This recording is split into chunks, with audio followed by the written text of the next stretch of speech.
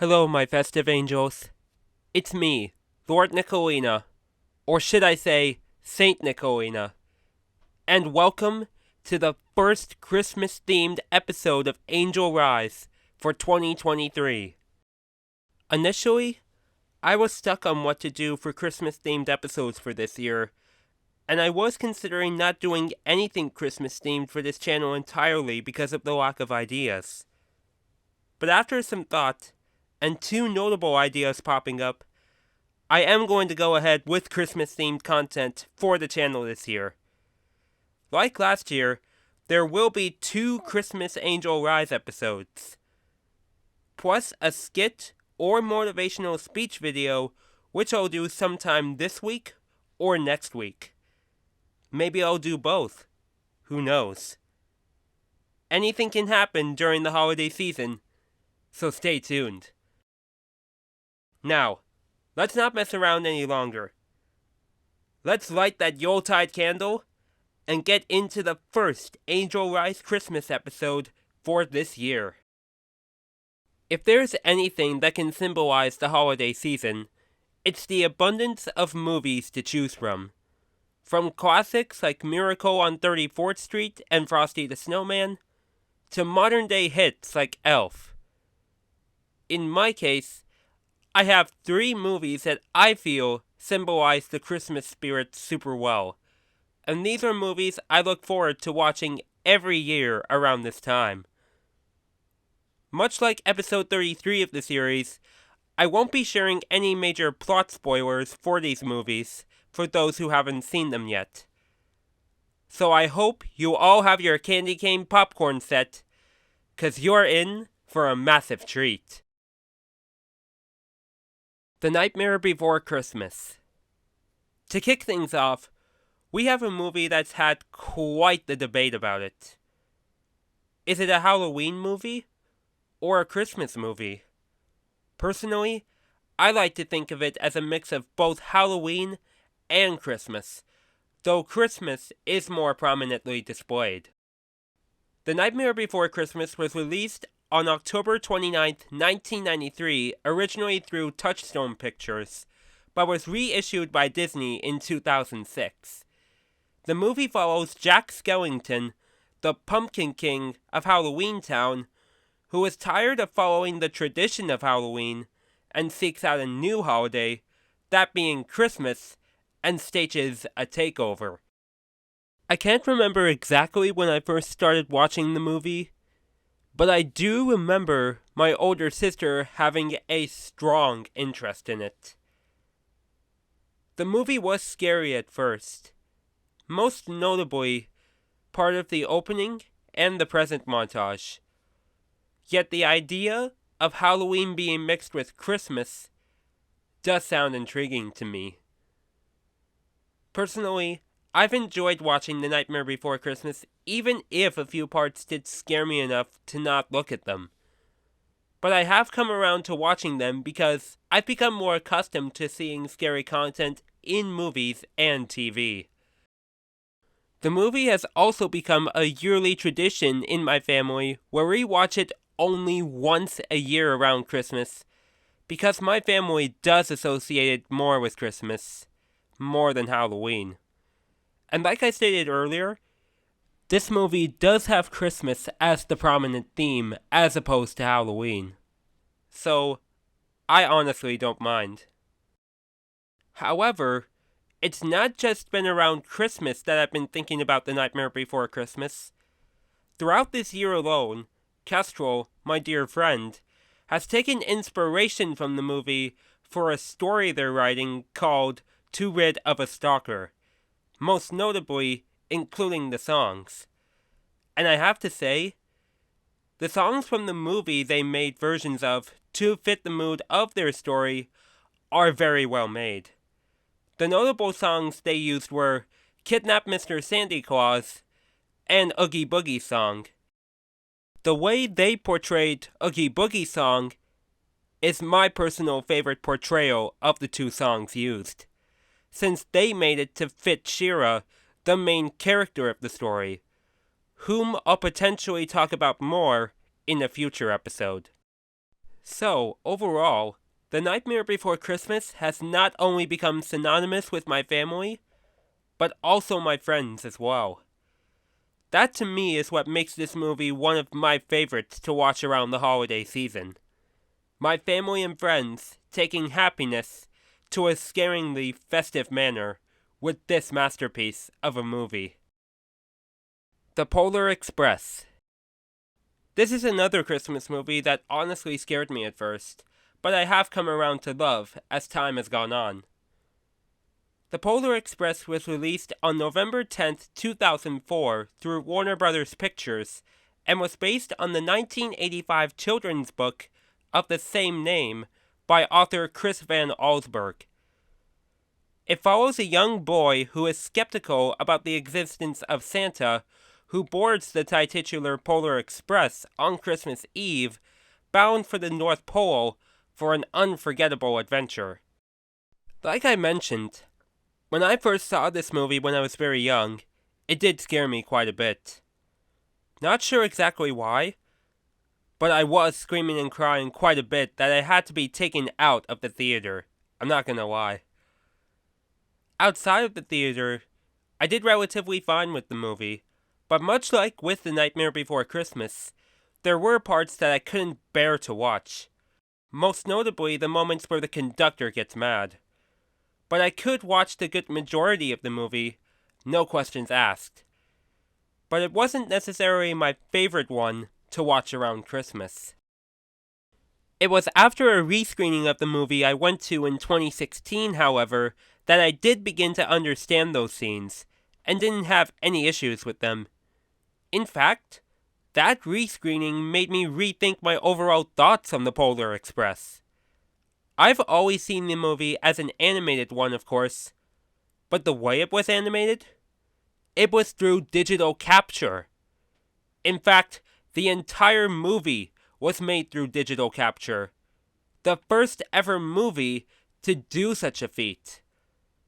Honestly, to do something all live action and animated is one thing, but digital capture? That's an ambition unlike any other.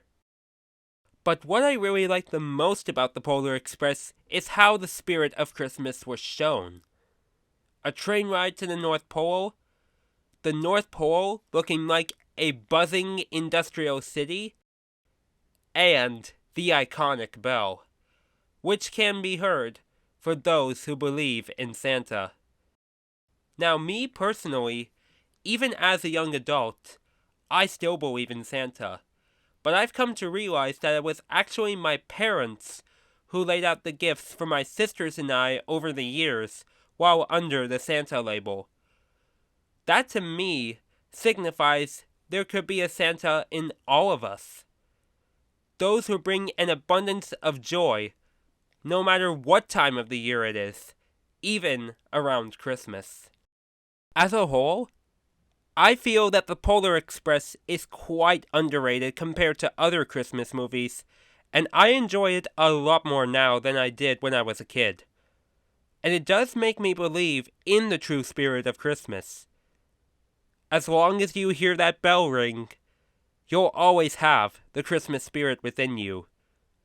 All you have to do is believe. And last, but not least, How the Grinch Stole Christmas. If you were to ask me what my overall favorite Christmas movie of all time is, it's this one, and there are multiple variations to it. How the Grinch Stole Christmas was originally released as a cartoon on December 18th, 1966, starring Boris Karloff. It was also released as a live-action movie on November 17th, 2000, starring Jim Carrey. And it's also had a modern-day animated movie released on November 9th, 2018, starring Benedict Cumberbatch. These were inspired by the Dr. Seuss book of the same name, originally published in 1957. How the Grinch Stole Christmas tells the story of the titular Grinch, who hatches a plot to ruin Christmas for the citizens of the town of Whoville, which sits below his mountain hideout. Now, for clarification purposes, I've watched both the original cartoon and the live-action version of this story. I have still yet to watch the 2018 animated version. Will I watch it? I'm not sure, but who knows.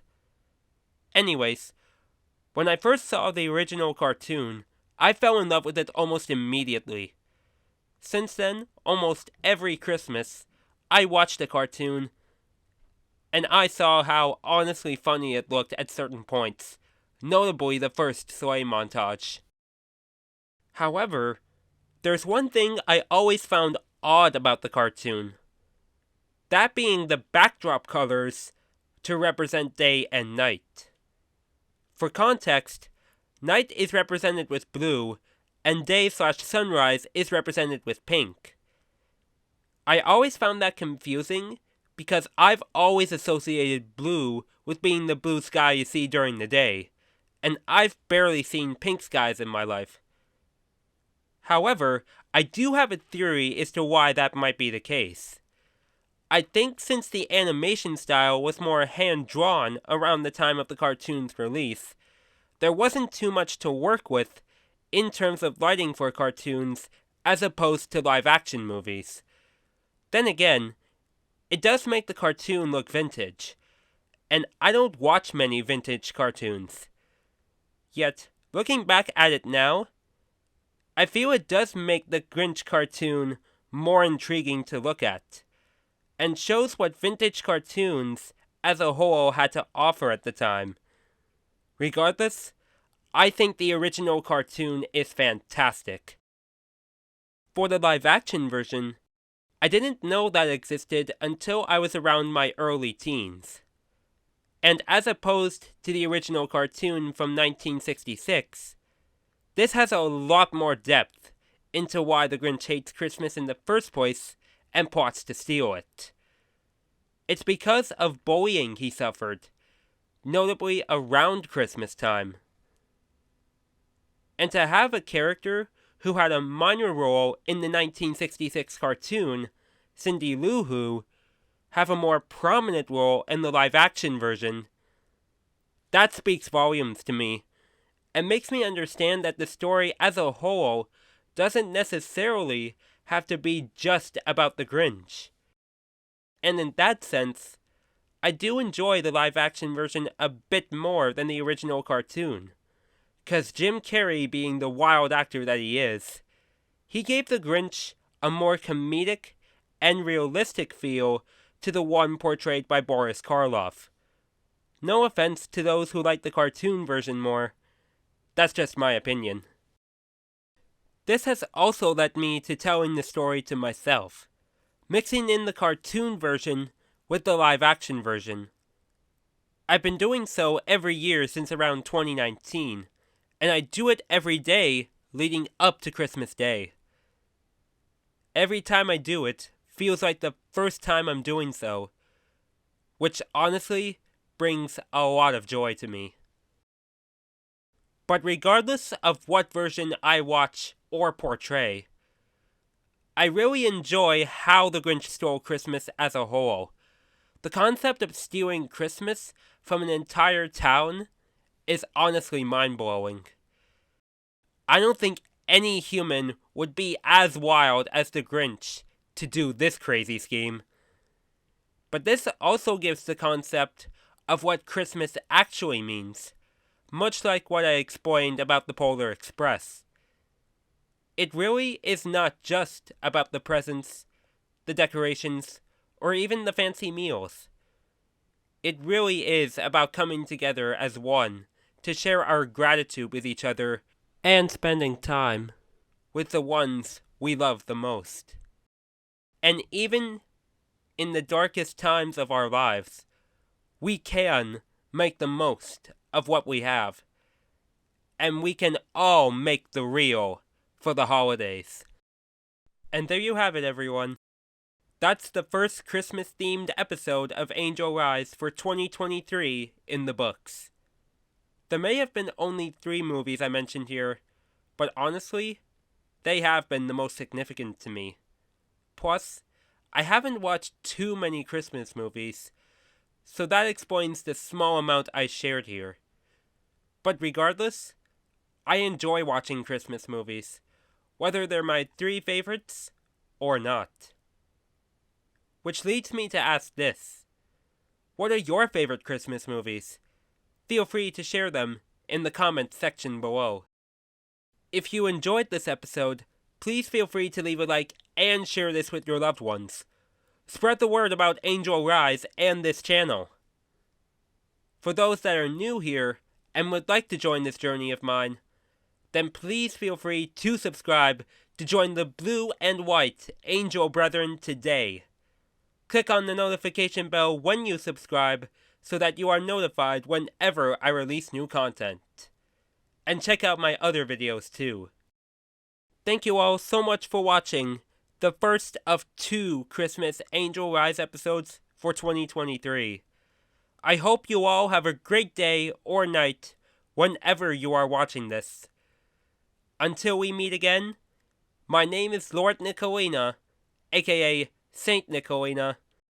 Be strong, stay positive, and as always, God bless.